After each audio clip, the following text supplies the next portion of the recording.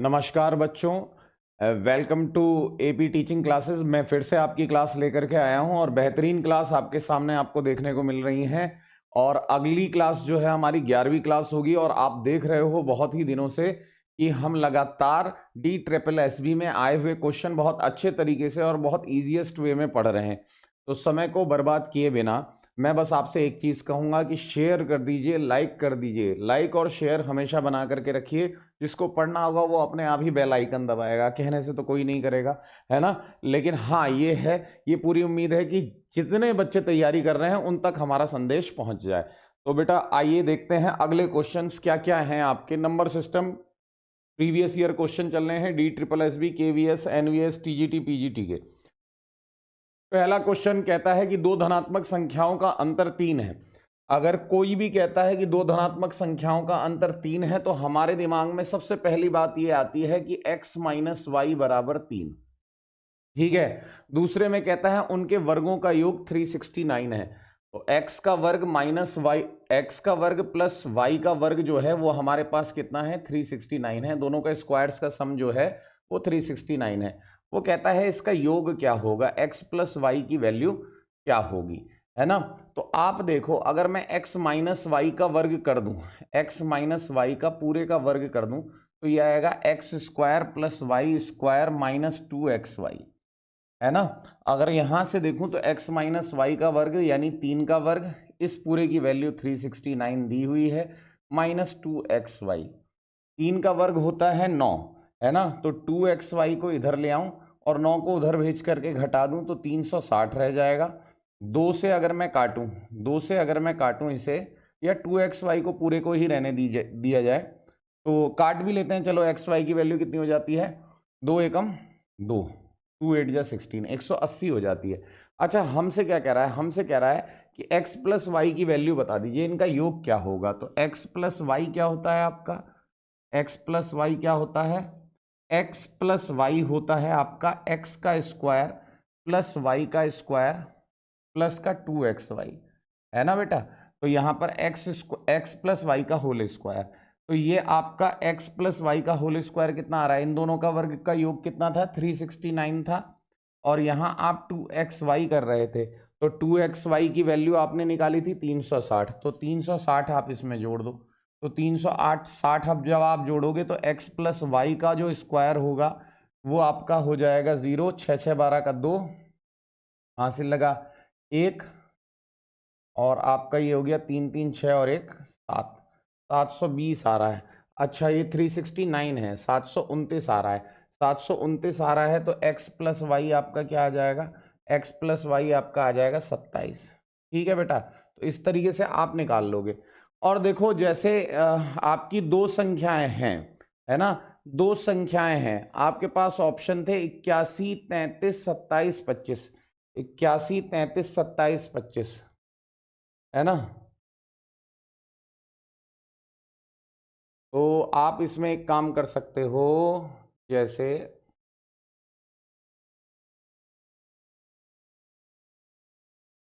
आपका 81, जैसे मैं आपका यहां पर ले लूं, जैसे कि आपके पास ऑप्शन थे, जैसे पहला ऑप्शन आपके पास क्या था, आपके पास ऑप्शन था यहां पर 81 33 27 25, 81 33 27 और 25, ये आपके पास ऑप्शन थे, है ना। ये आपके पास ऑप्शन थे। और ऑप्शंस में क्या था, ऑप्शंस में क्या था, ऑप्शंस में ये हो रहा था कि जैसे हम 81 ले रहे हैं तो आप 81 का लगभग आधा करके देख लो, तो आधा कितना होगा, 40 और लगभग 41, ऐसे हो जाएगा।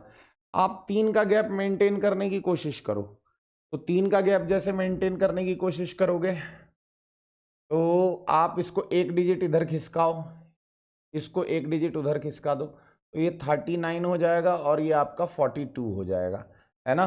तो आपका इन दोनों में 3 का गैप हो गया, है ना, इनमें 3 का गैप हो गया। लेकिन इनका स्क्वायर करने पर कितना बैठेगा, इनका स्क्वायर तो बहुत हो जाएगा, है ना।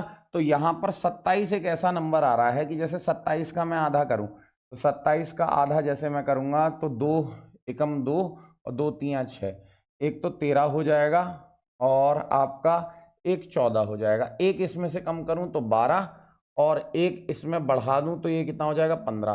तो 15 का स्क्वायर होता है बेटा 225 और 12 का स्क्वायर होता है 144। कुछ बच्चे समझ रहे होंगे इस बात को कि 5 4 9 3 2 6 2 और 1 3, तो उनके स्क्वायर का योग जो हो रहा है वो 369 आ रहा है, यानी वो दो नंबर जो होंगे वो 12 और 15 ही होंगे। ये वाली चालाकी आप यहाँ पर लगा सकते हैं। 33 देखो ये तो बहुत दूर था, 33 मैंने क्यों नहीं देखा, 33 भी देख लेते हैं।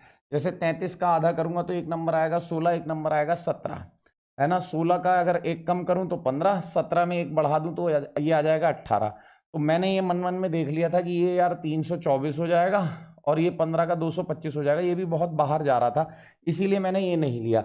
मैंने जानबूझ करके 27 लिया क्योंकि 27 पर कंडीशन जो थी वो कहीं ना कहीं सेटिस्फाई हो रही थी। तो आप इतना लंबा सवाल को ना करें, जैसे कि आपने ये सवाल करा है, आपको इतना लंबा करने की आवश्यकता नहीं है। ये तो मैंने आपको पूरा करके बता दिया कि इस तरीके से करेंगे तो पूरा सवाल हो जाएगा, लेकिन सवाल को इतना लंबा करने की आवश्यकता नहीं है। मैं आपसे फिर से बता देता हूं कि जैसे हमारे दिमाग में पहला ऑप्शन आया, जैसे हमारे दिमाग में पहला ऑप्शन क्या आ रहा था, हमारे दिमाग में पहला ऑप्शन 81 आया। आप 81 का आधा कर दीजिए, 81 का आधा कर दीजिए तो आधा लगभग होगा 40 और एक नंबर हो गया 41। अगर आपको वो दोनों नंबर प्राप्त करने ना तो एक इसमें से कम कर दो और एक इसमें बढ़ा दो तो 42, तो ये दो नंबर मिल जाएंगे। अब देखो 40 का स्क्वायर मैं करता हूं तो 1600 आ जाता है, तो योग 66 कैसे 369 कैसे आ जाएगा, इसलिए मैंने ये ऑप्शन नहीं लिया। दूसरा ऑप्शन जो था वो था मेरा 33, दूसरा ऑप्शन था मेरा 33। तो जैसे 33 है तो लगभग आधा कितना होगा 16 और एक होगा 17, है ना। 16 में से आप एक कम कर दो तो आ जाएगा आपका 15 और 17 में एक बढ़ा दो तो आ जाएगा 18। अब यहाँ 18 का स्क्वायर जो है वो 324 बैठ रहा है, जबकि 15 का स्क्वायर 225 बैठ रहा है, तो कहानी बहुत ऊपर जा रही है। तीसरा ऑप्शन था ये काट दिया मैंने 27। 27 में मैंने क्या करा, 27 के मैंने दो भाग करे, 27 के मैंने दो भाग करे तो एक भाग हो गया, 27 को 2 से भाग दिया तो 13 और दूसरा भाग जो हो गया वो हो गया आपका 14, है ना। 13 को एक कम कर दिया 12 और 14 को एक बढ़ा दिया 15 कर दिया। अगर मैं 12 का स्क्वायर करता हूं तो 144 और 15 का स्क्वायर करता हूं तो 225। इन दोनों नंबर्स का 5 4 9 हो गया, 3 4 2 6 हो गया और 3, इन दोनों के वर्गों का योग जो बैठ रहा है 369 बैठ रहा है, यानी इन दोनों संख्याओं का योग कितना बैठेगा 27 बैठेगा।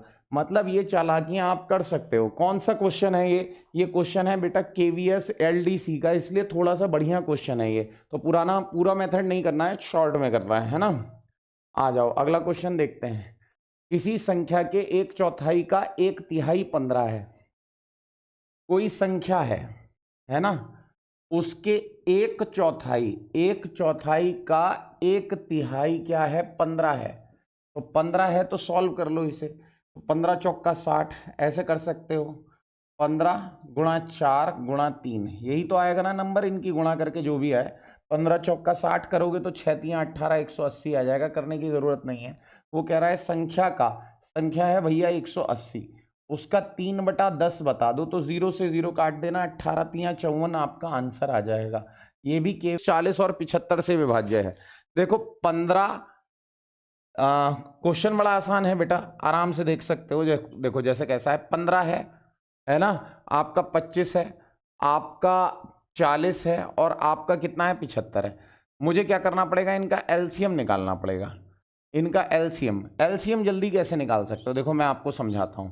जैसे आपका क्या है, आपको इनसे विभाज्य नंबर चाहिए ना, वो भी 4 अंकों का। तो जैसे 15 है, 15 का मतलब 5 3 15 है ना, 25 का मतलब 5 5 25 और 40 का मतलब 5 8 40, 75 का मतलब कितना हो जाएगा 5 से 15 75।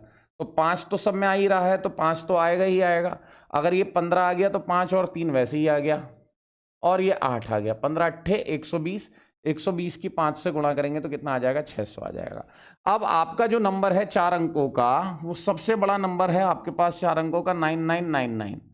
तो आप जब 6 से करते हो 600 से, तो एक बार में कितना जाएगा 600, 9 बचेगा 9 बचेगा 3 आएगा, फिर 9 आ जाएगा। फिर आप 6 से करोगे तो 6 छंग 36, 3600 आ जाएगा। कितना बच जाएगा 9 बच जाएगा, 9 बच जाएगा, 3 बच जाएगा, 399 बच जाएगा। तो अगर आप 9999 में से इस 399 को घटा देते हो तो 0069 ये आ जाती है आपकी सबसे बड़ी संख्या।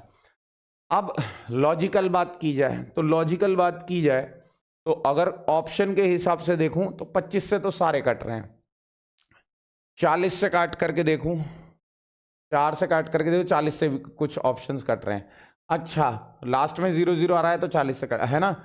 अब 75 से, अब आप एक बात देखो, ये जो 9600 है ना, अगर मैं 600 की बात करूं कि मैं सबका एलसीएम 600 लेने में मतलब उस्ताद हूं, मैंने 600 ले लिया, तो सबसे पहले ये देखो कि सबसे पहले सबसे बड़ा नंबर कौन सा है, 9800। सबसे बड़ा नंबर कौन सा है, सबसे बड़ा नंबर है आपका 9800। तो अगर मैं 9800 को मैं 600 से काटता हूं तो 600 से काटने पर क्या ये कटेगा, तो 6 से मैं इसे काटता हूं तो 6 कम 6, 3 और 8 नहीं कटेगा साहब।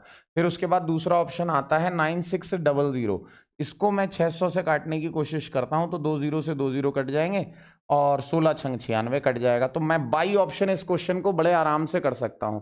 आप एलसीएम निकाल लीजिए, एलसीएम कितना आ जाएगा आपका, 600 आ जाएगा। 600 से डायरेक्ट आप इसको डिवाइड करके, ऑप्शन को डिवाइड करके देख सकते हैं।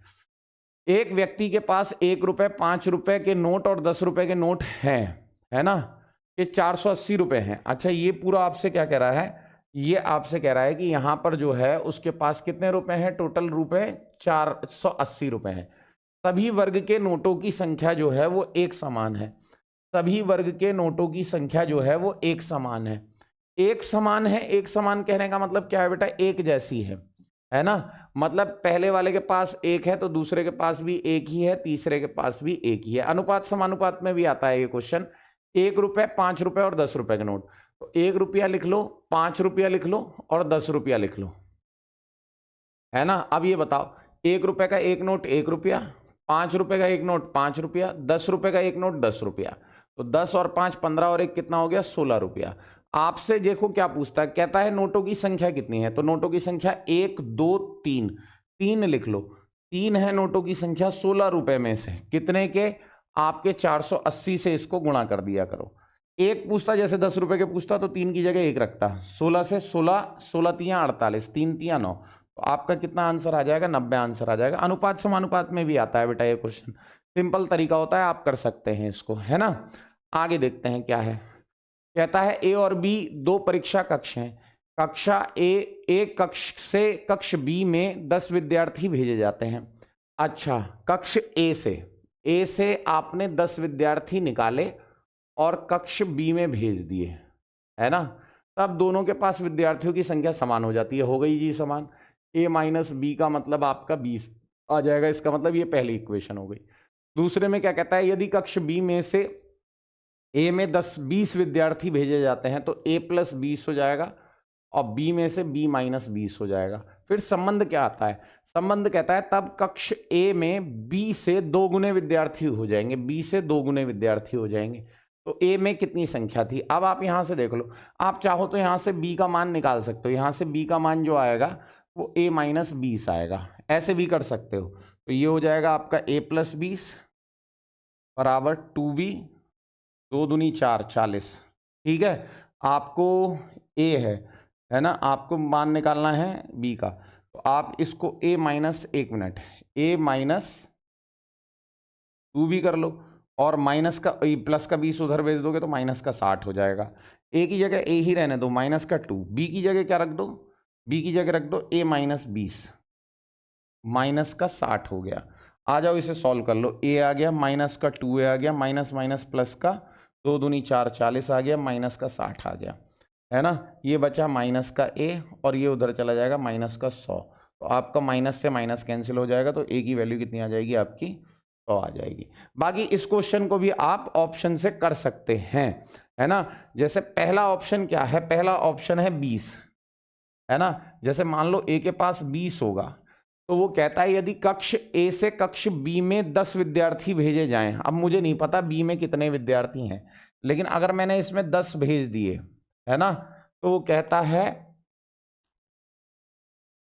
है तब दोनों के विद्यार्थियों की संख्या एक समान हो जाती है। जब 20 में से मैं 10 भेजूंगा तो सही बात है, इस पे भी 10 रह जाएंगे, इस पे भी 10 रह जाएंगे, है ना। तो 10 10 हो जाएंगे, यानी बी में 0 हो गए। अब ऐसा थोड़ा ना हो सकता है कि बी में 0 गए, लेकिन कक्ष बी में से ए में 20 विद्यार्थी, तो यही बात ही गलत हो गई, है ना। अब ए में क्या करते हैं कि ए में जैसे 100 थे, तो 100 में से ये कहता है कि 10 विद्यार्थी भेजे जाते हैं, तो 10 विद्यार्थी इसमें भेजे जाते हैं, तो दोनों में बराबर हो जाए। इसमें से 10 भेजोगे तो बेटा 90 नहीं हो जाएंगे, इसमें 90 हो जाएंगे तो इसमें भी 90 हो जाएंगे, यानी बी में थे कितने, यानी बी में थे 80, है ना, बी में थे यानी 80, ए में कितने 100 और बी में कितने 80। अब वो क्या कहता है, इसमें से 20 अगर मैं इसमें भेज देता हूं, अगर इसमें से 20 मैंने इसमें भेज दिया तो ये हो जाएंगे 120, और इसके पास कितने रह जाएंगे 60, तो इसके दुगने ही तो बचे, तो मेरा आंसर क्या हो जाएगा 100 हो जाएगा। मैं बाई ऑप्शन बड़े आराम से इस क्वेश्चन को कर सकता हूं। आगे आ जाइए, कहता है एक टोकरी में 10 के अतिरिक्त सभी कमल हैं, है ना, 10 को छोड़ करके सभी कमल हैं, 10 के अतिरिक्त सभी गुलाब हैं, 10 के अतिरिक्त सभी चंपक हैं, है ना, तो टोकरी में कितने फूल हैं, है ना, टोकरी में कितने फूल हैं, तो टोकरी में मान लो कि माना टोकरी में x जो है वो टोटल फूल है, टोटल x फूल है, तो 10 के अतिरिक्त सभी कमल हैं, तो कमल कितने हो गए x माइनस 10, है ना, 10 के अतिरिक्त सभी कमल हैं, 10 के अतिरिक्त सभी गुलाब हैं, तो गुलाब हो गए x माइनस 10, और 10 ये आपके 10 के अतिरिक्त x माइनस 10 ये हो गए, तो 3x ये हो गया, माइनस का x ये हो गया, 10 10 20 और 10 30 हो गया, तो ये आ गया 2x बराबर 30, तो आप इससे काट देंगे तो कितना आ जाएगा 15 आ जाएगा, तो यानी x टोटल फूलों की संख्या कितनी आ जाएगी 15 आ जाएगी, 15 इसका आंसर हो जाएगा। आगे आ जाओ, कहता है 8 7 5 6 में, 8 7 5 6 में कहता है कि 7 के वास्तविक मान और स्थानीय मान का अंतर कितना होगा। 7 का वास्तविक मान यानी 7 हो गया, स्थानीय मान जो हो गया वो बेटा 700 हो गया, इनका अंतर कितना आ जाएगा तो 693 हो जाएगा। क्वेश्चन में बिल्कुल भी दम नहीं था। अच्छा, 100 से पूर्णता विभाज्य 5 अंकों की सबसे छोटी संख्या कौन सी है। 100 से पूर्णता विभाज्य, तो भैया 100 से तो वही विभाज्य होगा जिसके लास्ट में 2 0 आ रहे होंगे। 100 से पूर्णता विभाज्य 5 अंकों की सबसे बड़ी संख्या कौन सी है, तो 5 अंकों की सबसे बड़ी संख्या तो यही है।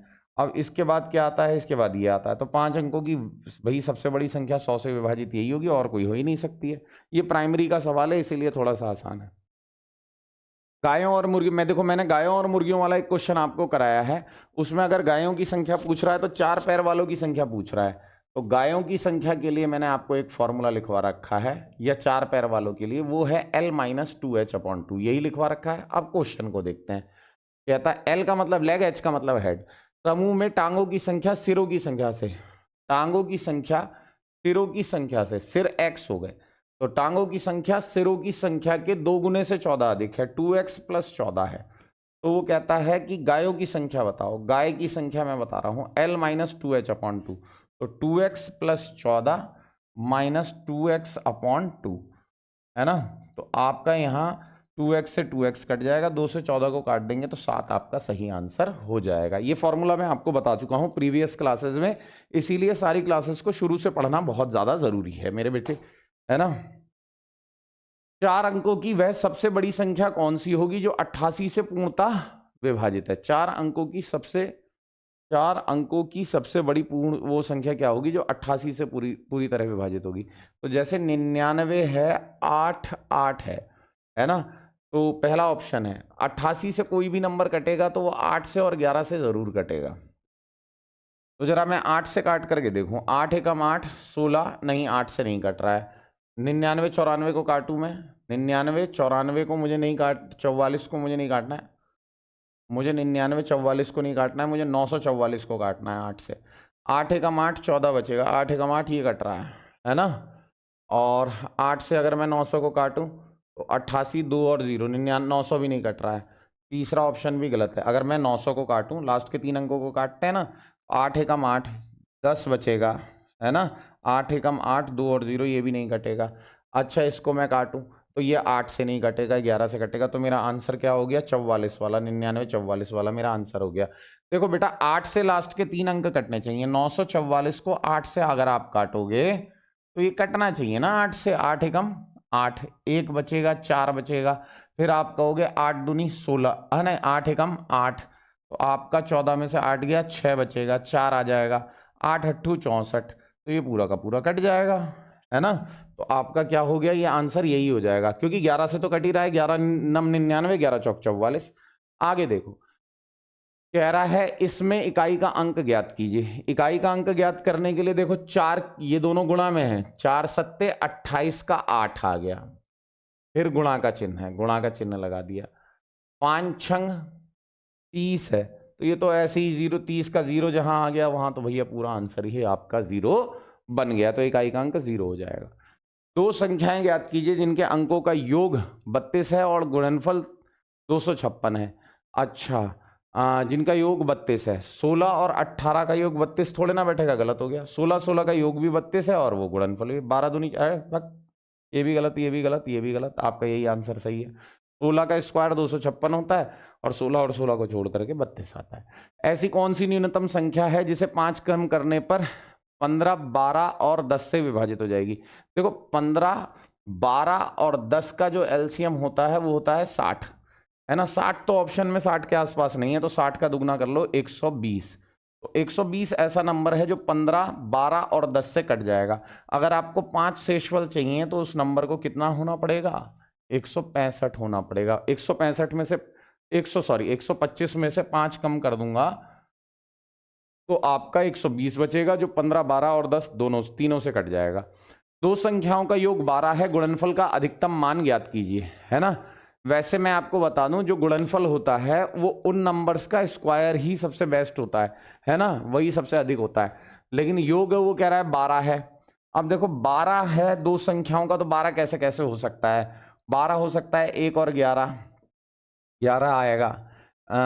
2 और 10 भाई 20 आएगा। 3 और 9, 9 तियां 27 आएगा। 4 और 8 4 12, 8 चौक 32 आ जाएगा। 5 और 7, 7 पंजे 35 आ जाएगा। फिर आपका 6 छंग 36 आ जाएगा। तो सबसे हाईएस्ट रिजल्ट जो आएगा वो स्क्वायर पर आएगा, 6 छंग 36। तो अधिकतम मान कितना आ जाएगा? 36। समझाने के लिए मैंने आपको बता दिया। आगे देखो, x और y के पास संतरों की एक निश्चित संख्या है। x ने y से कहा, वैसा ही संतरा है, वैसा ही क्वेश्चन है। x ने y से कहा अगर तुम मुझे 10 संतरे दे दो, है ना। x ने y से कहा, x कह रहा है y से कि अगर तुम मुझे 10 संतरे दे दो, 10 संतरे दे दो, y से बोला, तो y के पास 10 संतरे कम हो जाएंगे ना। तो वो कहता है तो तुम्हारे पास बचे हुए संतरों के दुगने संतरे होंगे, इसके दुगने संतरे होंगे इसके पास। तो यहां से x + 10 आ गया और ये आ गया 2y - 2 10 जा 20। तो यहां से x - 2y जो मैं कहूंगा वो कितना कहूंगा? ये 10 इधर चला गया, -30। ये पहली इक्वेशन आ गई आपकी, ठीक है। उसके बाद y ने उत्तर दिया कि अगर तुम मुझे 10 संतरे दे दो, अगर तुम मुझे 10 संतरे दे दो। कौन? x अपने पास से 10 संतरे निकाल करके y को दे दे। तो अगर तुम मुझे 10 संतरे दे दो तो मेरे पास भी उतने ही संतरे बचेंगे जितने तुम्हारे पास है। तो भाई वाह, हमें यहाँ पर किसका मान बताना है? y का मान बताना है। y का मान बताना है तो x का मान निकाला करो। x का मान हो जाएगा y + 20, ये उधर चला गया, यहाँ रख दो, यहाँ रख दूंगा y + 20 माइनस का 2y बराबर -30। एक काम करो, -30 को इधर भेज दो, ये 50 हो जाएगा और यहाँ माइनस का y बचेगा जो वहां जाकर के y हो जाएगा। तो y की वैल्यू कितनी हो गई? 50। बिल्कुल, आप लोग कमेंट बॉक्स में बताएंगे कि ऑप्शन से करेंगे तो क्या आंसर आएगा, ठीक है ना। आगे देखें, एक द्विअंकीय संख्या में इकाई अंक 10वें स्थान के अंक का 2 गुना है। 2 गुना है, 2 गुना है, 2 गुना है, 2 गुना है, सब में है। या अगर 27 को उस संख्या में जोड़ दिया जाए तो अपने अंकों के स्थान परस्पर बदल जाते हैं। 48 में अगर मैं 27 जोड़ दूं, बाई ऑप्शन कर रहा हूं, 8 7 15, 4 2 6, कहानी नहीं बनेगी। 15 और 1 4 2 6 और 1 7 हो जाएगा, ये नहीं बन रही कहानी। 36 में अगर मैं 27 जोड़ दूं तो 7 और 6 13 का 3 हासिल लगा 1, 3 और 1 4, 4 2 6, तो 36 का 63 हो रहा है, यानी अंक पलट जा रहे हैं, यही हमारा आंसर हो जाएगा। आ जाओ, क्या कहता है? कहता है कि दो संख्याएं पहली संख्या का 3 गुना, दूसरी संख्या के 2 गुने का योगफल।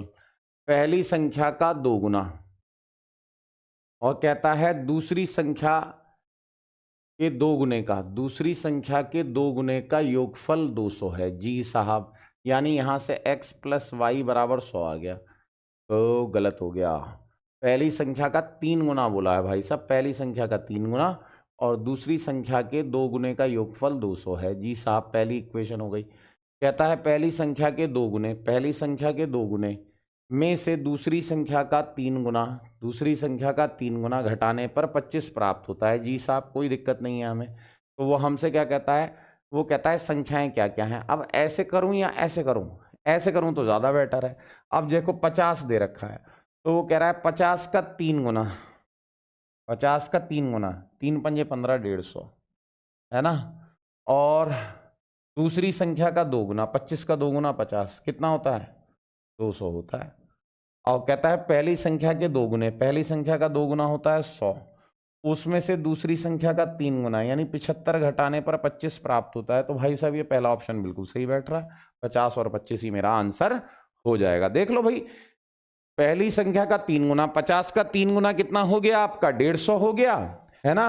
दूसरी संख्या का 2 गुना, 25 का 2 गुना 50 हो गया, 150 में 50 जोड़ दो, कितना हो जाएगा? 200 आ जाएगा।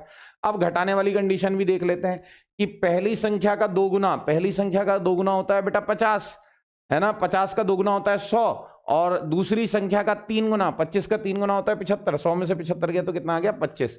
तो ये दोनों कंडीशन सेटिस्फाई कर रहा है, इसलिए ये आंसर हो जाएगा। 19वें सवाल की तरफ आ जाते हैं।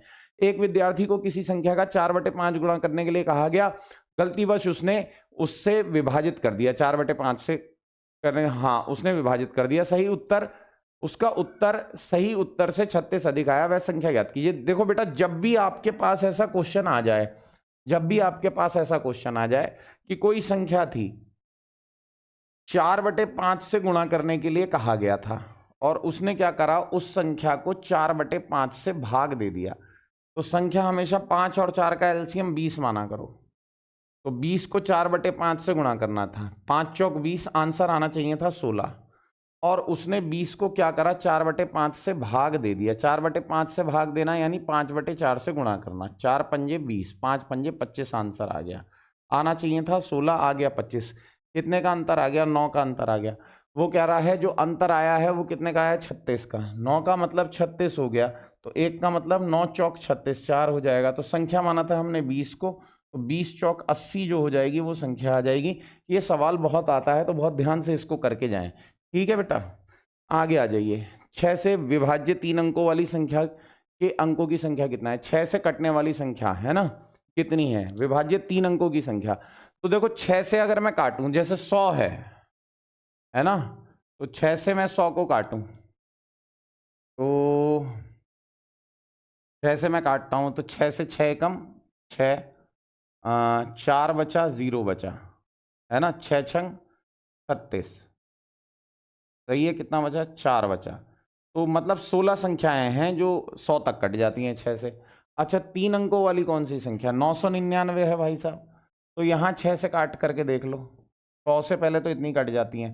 6 से काट लो, 6 कम 6, 3 और 9, 6 छंग 36, 3 और 9, और आपका 6 छंग 36, तो 36 ही आ जाएगा 3। तो भाई 166 शेष बच रहा है, यानी 166 संख्या यहाँ कट जाएंगी और 16 संख्याएं जो हैं 100 से पहले कट जाएंगी। तो बीच में कितनी संख्याएं बचेंगी? 0, 5, 1, यानी 150 संख्याएं जो होंगी वो आपकी यहाँ पर 6 से 3 अंकों वाली संख्या विभाजित हो जाएंगी। क्वेश्चन ठीक थे, आज अच्छे थे, और आप लोगों को बार बार प्रयास करते रहना है। मैं आपके पास रोज ये क्वेश्चंस लेकर के आ रहा हूँ। तो अब समय क्या है, अब आपकी 2 क्लासेस और बची हैं जिसमें मैं नंबर सिस्टम के सारे सवाल सही से आपके कंप्लीट कर दूंगा। अब आपको ये ध्यान रखना है कि आप इन्हीं क्वेश्चंस को बहुत अच्छे से लगा करके जाइए। अगर आप इन क्वेश्चंस को लगा करके जाते हैं तो निश्चित रूप से आपका नाम आ जाएगा, आपको कहीं अलग से पढ़ने की आवश्यकता नहीं है। इस बात को आप लोग समझें, है ना। और बने रहिए हम लोगों की टीम के साथ, एपी टीचिंग क्लासेस के साथ। मैथ्स आपकी रेगुलर हो रही है, डेली आपको एक वीडियो देखने को मिल जाता है। अगर कभी एक आध दिन स्किप हो जाए तो समझा करें कि हम लोग बहुत मेहनत कर रहे हैं। जैसे मैं पढ़ा करके आता हूँ और फिर एकदम रात में आपकी क्लास लेता हूँ, तो काफ़ी समय बीत जाता है। लेकिन हाँ, क्लास लेना जरूरी है। तो कभी कभी क्या होता है, किसी क्लास में एनर्जी ज़्यादा रहती है, जैसे इस आज वाली क्लास में हो सकता है थोड़ी सी डाउन एनर्जी हो क्योंकि मैं बहुत थका हुआ हूँ, लेकिन फिर भी मैंने आपको सारे के सारे क्वेश्चंस करा दिए। तो बड़ा ध्यान रखना बेटा, है ना, इस चीज़ का। और आप पढ़िए, मन लगा करके पढ़िए, मैं पूरी मैथ्स आपकी कराऊंगा। थैंक यू वेरी मच बेटा।